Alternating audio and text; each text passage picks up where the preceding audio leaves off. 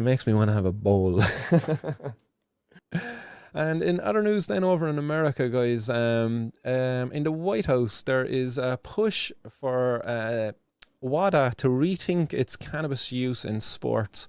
So this is coming from the White House after Sha Richardson pictured hair with a big spliff hanging out of her mouth.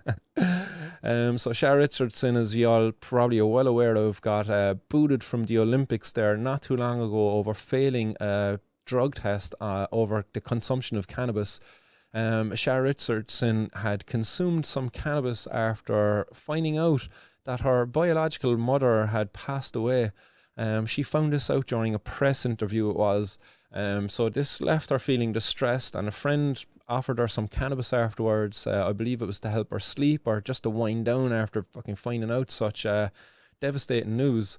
And after that then she failed a drug test. She did not use cannabis as a performance enhancing aid.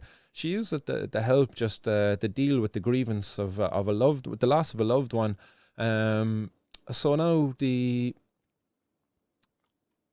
White House has come out in support of Sha Richardson and is going to be calling on the WADA to have a meeting with them where they're going to be looking to discuss, you know, the use of cannabis in sports and the basis for considering it a performance-enhancing drug, and also in the time frame for testing also.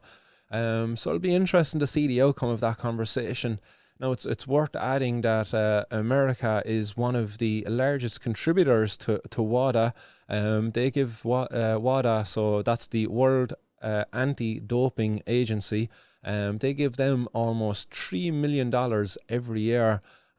So you'd imagine that they are going to be paying attention to anything that comes from the White House in regards to how they treat athletes. I'd imagine they're going to want to keep their biggest contributor and in the good books, you know.